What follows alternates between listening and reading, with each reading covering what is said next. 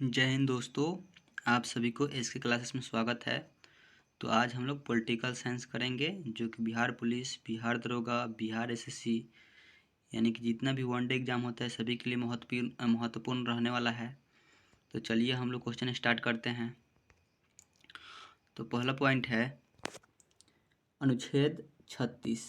अनुच्छेद 36 जो है, तो अनुच्छेद 36 में बताया गया कि राज्य की परिभाषा, यानी कि राज्य की परिभाषा कहाँ मिलता है, तो राज्य की परिभाषा अनुच्छेद 36 में मिलता है। और दूसरा पॉइंट है राज्य का अर्थ वही है जो अनुच्छेद 12 में वर्णित है, यानी कि कहाँ है, तो ये भी अनुच्छेद 36 में है। क्या, तो राज्य का अर्थ वही है जो अनुच्छेद 12 में वर्णित है। अनुच्छेद देखेंगे 37। तो अनुच्छेद 37 का पहला पॉइंट है राज्य का यह कर्तव्य होगा कि नीति निर्देशक को लागू करें। राज्य का यह कर्तव्य होगा कि नीति निर्देशक को लागू करें। अगला देखेंगे अनुच्छेद 38। तो अनुच्छेद 38 जो है,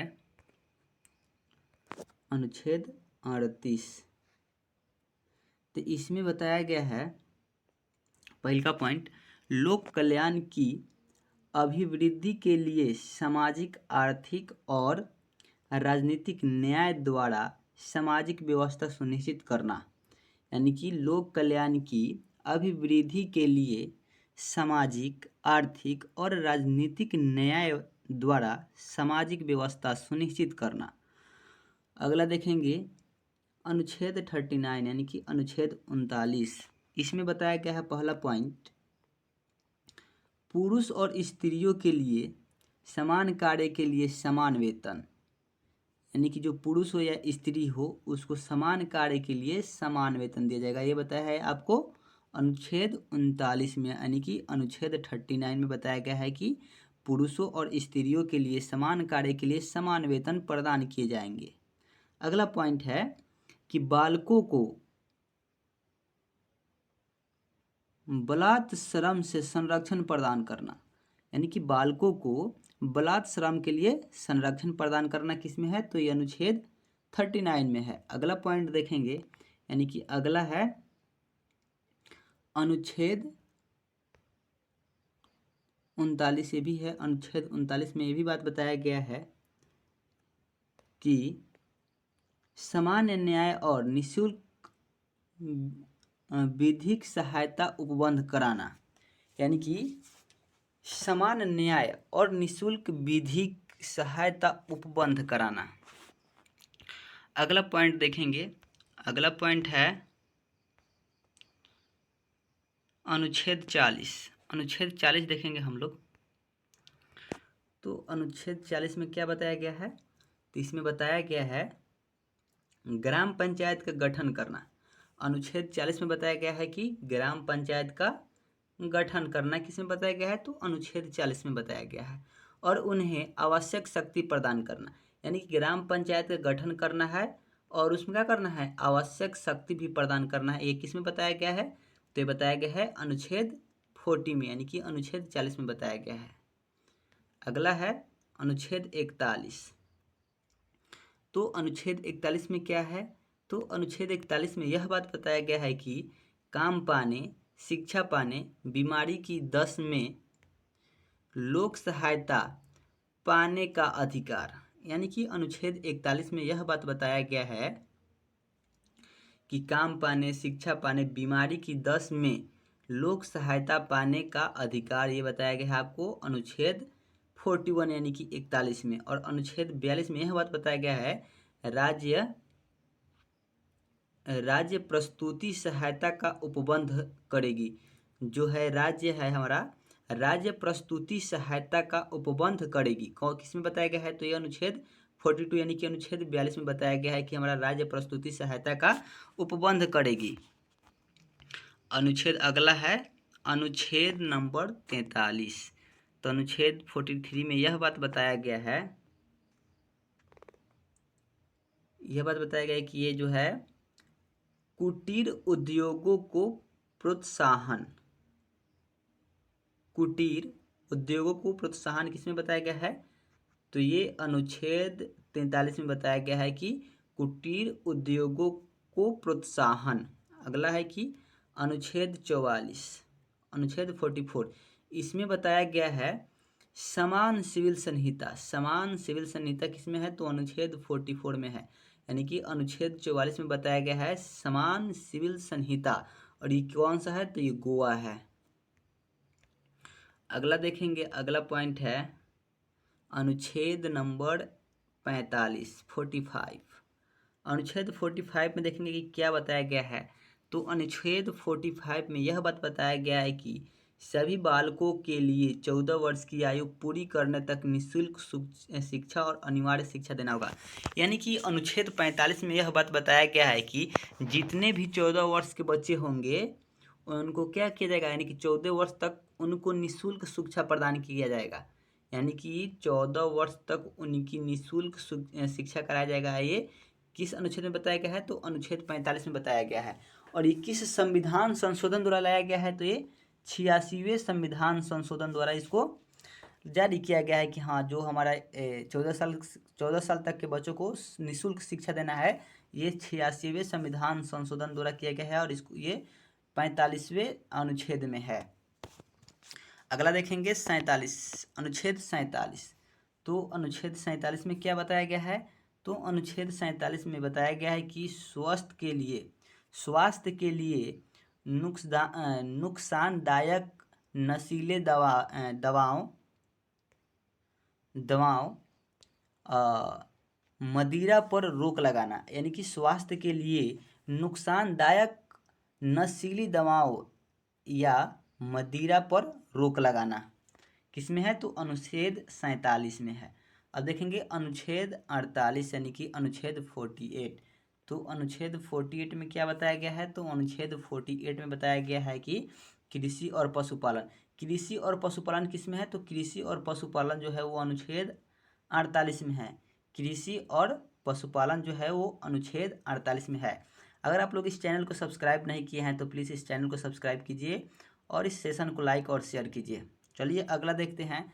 तो अगला है अनुच्छेद 48, यानी कि 48 का है 48 का क।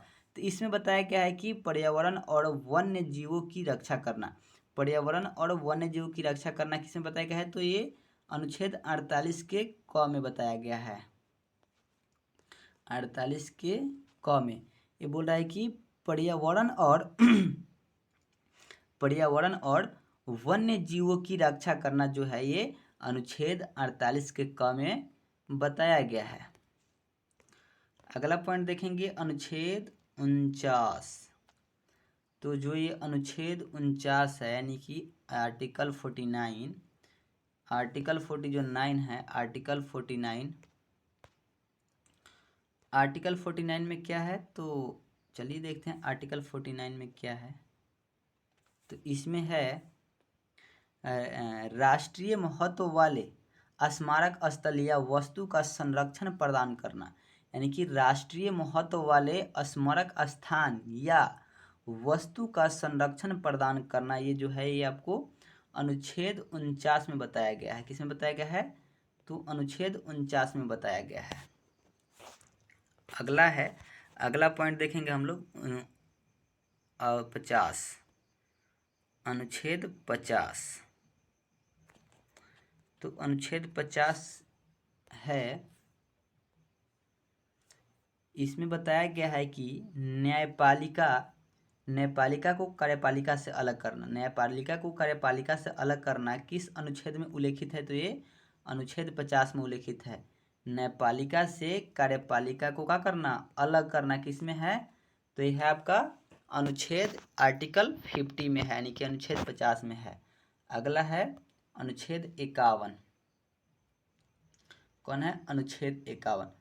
तो अनुच्छेद 51 में क्या बताया गया है? तो अनुच्छेद 51 में आपको बताया गया है कि अनुच्छेद 51 में बताया गया है कि अंतर्राष्ट्रीय शक्ति और सुरक्षा को प्रोत्साहन देना। अंतर्राष्ट्रीय शक्ति और सुरक्षा प्रोत्साहन को लक्ष्य देना किसमें बताया गया है? तो अनुच्छेद 51 में बताया गया है कि अंतर्राष्ट्रीय शक्ति और सुरक्षा को प्रोत्साहन करना। तो अब चलिए अगला पॉइंट देखते हैं। तो अगला है नीति निर्देशक तत्व की आलोचना। नीति निर्देशक तत्व की आलोचना, ठीक है। तो इसमें पहला पॉइंट बताया गया है आपको, पहला पॉइंट कि नीति निर्देशक तत्व को किसने अतिरिक्त कर्मकांडी कहा और इसकी तुलना एक बैंक के चेक से की जिसकी या जिसका भुगतान बैंक की अनुमति पर ही संभव है।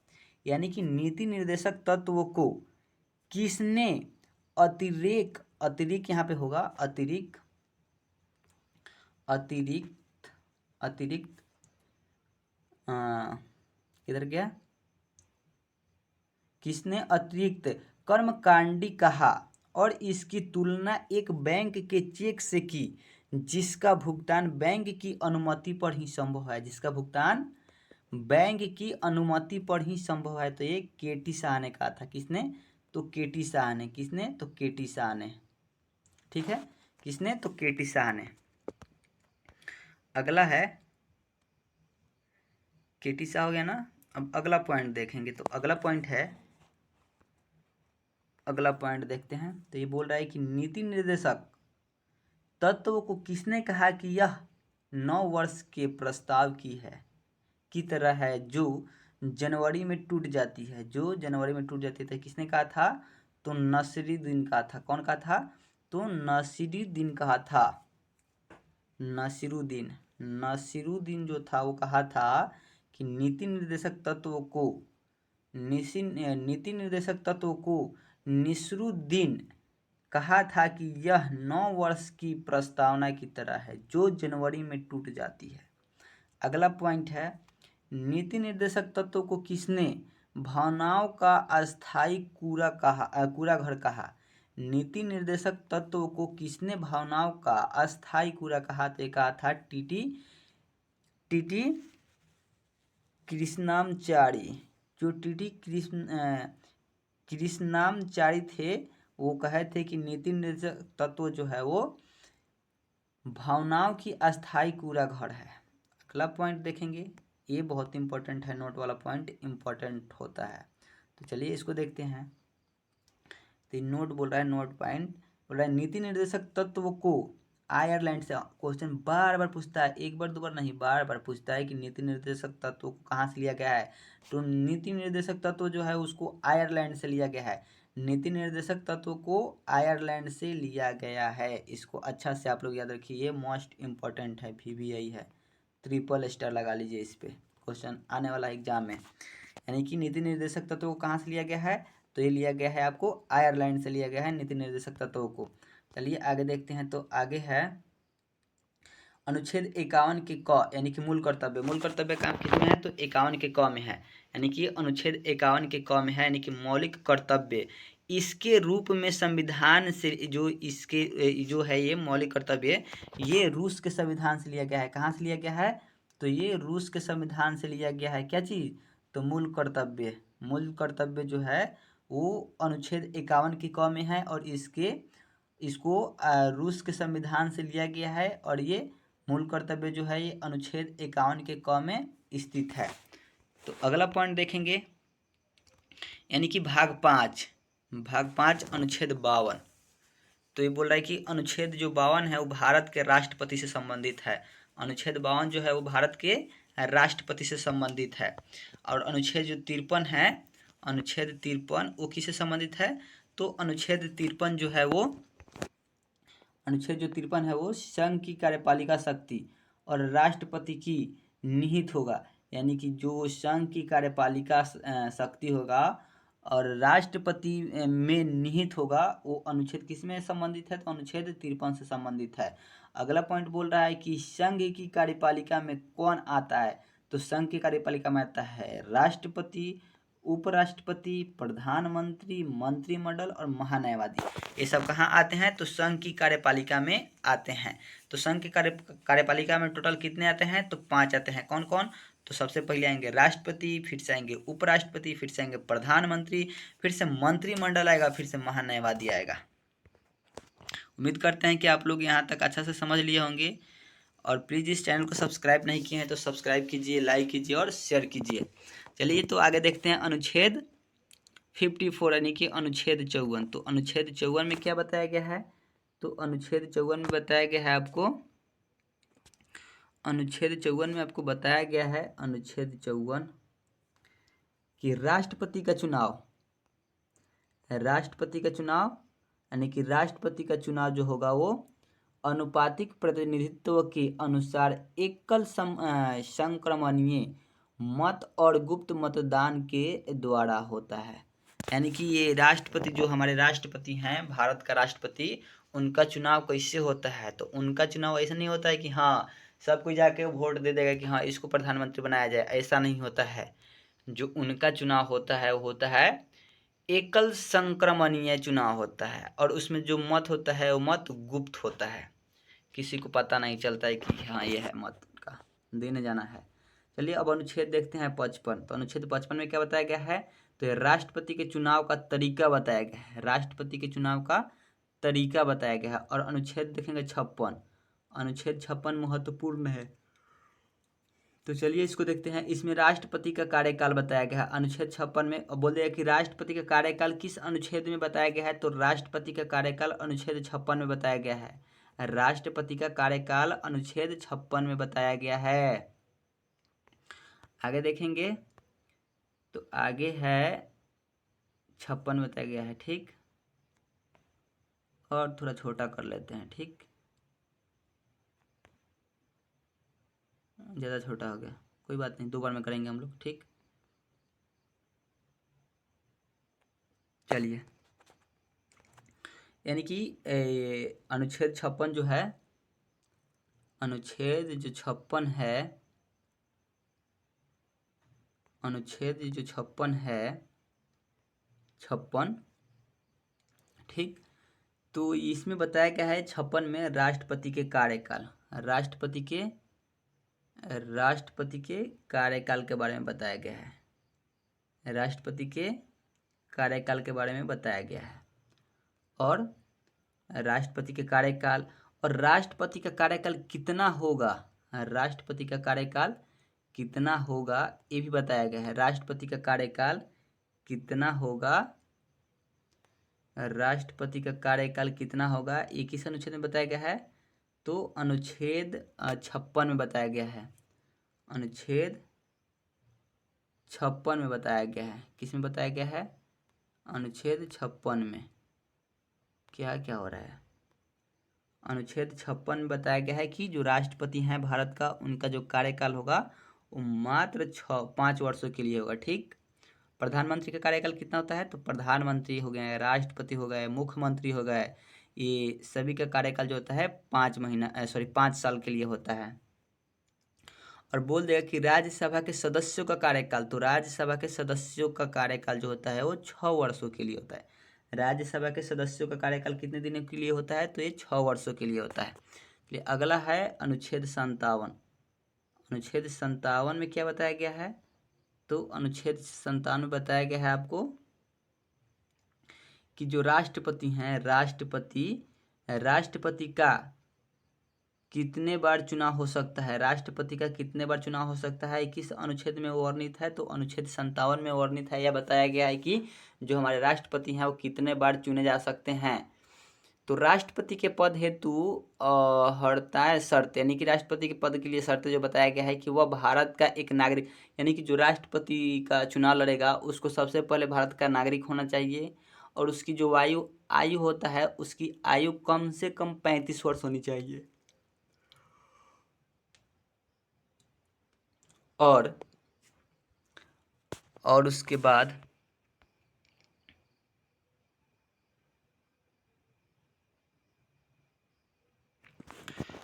वह लोकसभा सदस्य बनने की योग्यता रखता हो, वह किसी लाभ का पद धारण न कर रहा हो, ये शर्तें होनी चाहिए। फिर अब आते हैं अनुच्छेद 58 यानी कि अनुच्छेद 58 में। तो अनुच्छेद 58 में बताया गया है आपको कि भारत का राष्ट्रपति के लिए योग्यता, यानी कि उसका योग्यता क्या होना चाहिए, ठीक। ठीक। तो योग्यता उसमें कुछ नहीं होना चाहिए, उसका योग्यता यही हो जाएगा, वो भारत का नागरिक होना चाहिए, उसकी आयु 35 वर्ष से होनी चाहिए, वह लोकसभा सदस्य बनने की योग्यता रखता हो और वह किसी लाभ का पद धारण ना कर रहा हो। अब ये अनुच्छेद 58 में बताया गया है कि राष्ट्रपति के लिए योग, यानी कि राष्ट्रपति के लिए योग किस में बताया गया है, तो ये अनुच्छेद 58 में बताया गया है। अगला है कि अनुच्छेद 60, अनुच्छेद 60 में क्या बताया गया है, तो अनुच्छेद 60 में बताया गया है कि राष्ट्रपति द्वारा शपथ ग्रहण करना, राष्ट्रपति द्वारा शपथ ग्रहण करना किस में बताया गया है, तो अनुच्छेद 60 में बताया गया है। और इसमें क्या क्या है, तो संविधान की रक्षा करूँगा।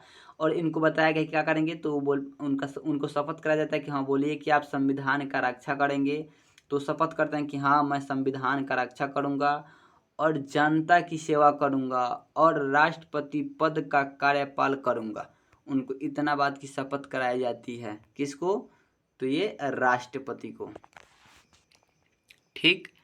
तो चलिए आगे देखते हैं, आगे क्या हो रहा है भाई। तो आगे देखते हैं यानी कि अनुच्छेद 61, अनुच्छेद नंबर 61 देखते हैं हम लोग।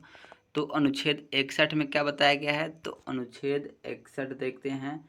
इसमें बताया गया है कि राष्ट्रपति पर महाभियोग लगाया जा सकता है, राष्ट्रपति पर महाभियोग लगाया जा सकता है, राष्ट्रपति पर महाभियोग लगाया जा सकता है। कितने अनुच्छेद पे है, तो अनुच्छेद नंबर 61 में है। अगला पॉइंट है, अगला अनुच्छेद 62 है। तो अनुच्छेद 62 में क्या बताया गया है, तो अनुच्छेद 62 है, तो ये राष्ट्रपति पद की रिक्ति की राष्ट्रपति पद की रिक्ति की पूर्ति करने के लिए चुनाव कराने का समय, यानी कि अनुच्छेद जो 62 है, अनुच्छेद 62 और राष्ट्रपति पद की धारण की पूर्ति के लिए चुनाव करने का समय किस में निहित है, तो ये अनुच्छेद 62 में, अनुच्छेद 62 में।